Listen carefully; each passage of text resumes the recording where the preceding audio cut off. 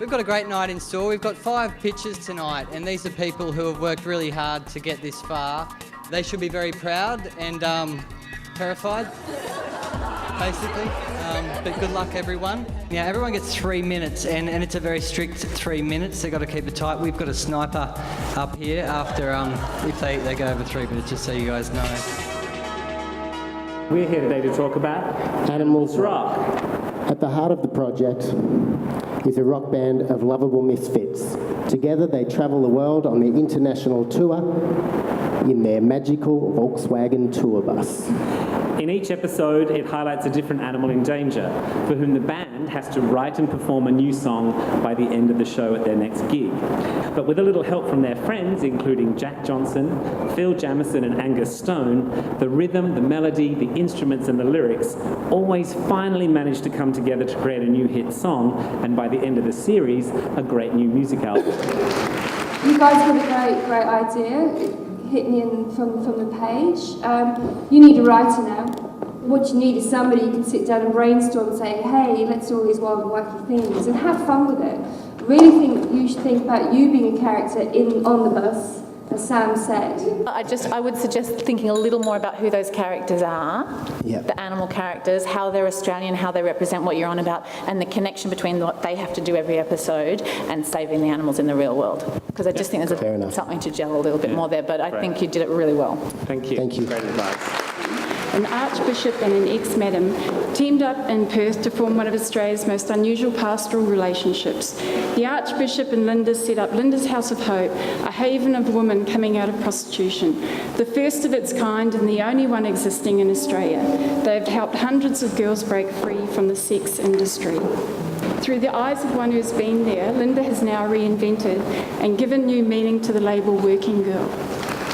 That story that you've got is fantastic. I think you need to think about it as a bigger audience. You know, it's really something special. It could be really moving. Yeah. Doing something more realistic on prostitution, I think, is really refreshing. You want to find out what life is really like off the grid? We traveled with Gabby from Sydney to the Northern Rivers to stay with a group of neighbors living without supplied water or power. Passing the last power pole, she'll find herself in a location set over 1,000 acres. The Bunga catchment is rich in biodiversity, containing 5 endangered ecological communities. Living and working as a woofer for free labor for our real-life characters will test Gabby both physically and emotionally. She'll have long days crammed with activities including eradicating feral animals, to trying to build a compost toilet and leach in snake-infested swamp will give Gabby insight to life off the grid. I'm ready to go off the grid in the Bunga.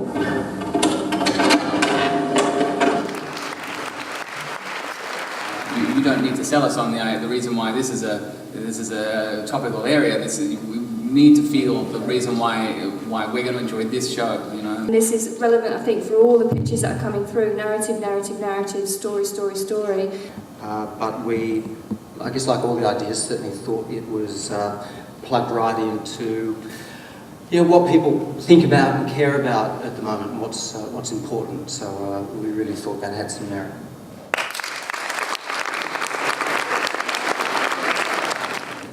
Paris, 1931. A 12-year-old girl is handpicked to join the Ballet Russe, a remarkable community of Russians in exile with passion, glamour, egos, love and rivalry. Yet she is just a child. This child is my grandmother. She is taken straight from school to fill the ranks of the Ballet Russe, a revolutionary idea that creates ballet history. She is immortalised as the youngest of the 3 baby ballerinas. It is proven there is an appetite for films set in the world of ballet, with the most sensual, daring and fashionable dance company as its backdrop. Irina's incredible journey should be next. It was a project that when you talk, and even on the page, but when you talk about it, you can absolutely see a movie there, which is a rare thing, actually. It's a potentially big movie. It's challenging to make this realistically, and you really need to think big in terms of the kind of producer that would be able to pull it off, but it's pretty special. We believe there's nothing better than growing something, picking it and eating it. And we invite you to join us as we travel to farmers markets across the country in search of the best local growers and producers and show you how you can do the same in your own garden. Phil, and in your kitchen. Each episode starts at a different farmer's market, the model of good food and sustainability. We reveal the people, characters and produce that make them such a great success. We visit the growers and draw inspiration from their skills and sustainability. That's Garden and Kitchen. That's it from us, but until we see you next time, get into your garden. And don't forget to get into your kitchen. That's right. I understand you're bringing both together because you're actually showing how to grow something and put it on the plate. Is it different enough? Is it different enough? I'm not sure. But lifestyle-wise, they might take it. I really think you've got to build your brand and just keep on pushing it out so that it's a show that has to happen, because it's totally true. It's a really crowded market and it's a great idea. It's a lovely idea.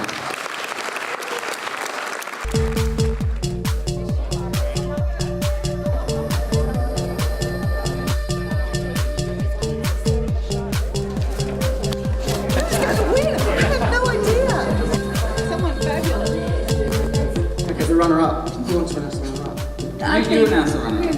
Oh, the runner-up is Irina.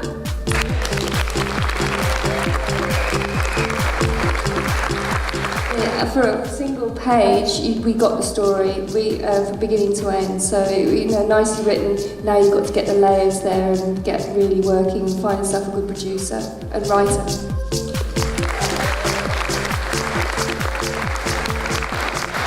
And our final choice was partly driven by the show that we felt was most likely to get up, and that's not to diminish the other ideas at all. And that show we thought was off the grid.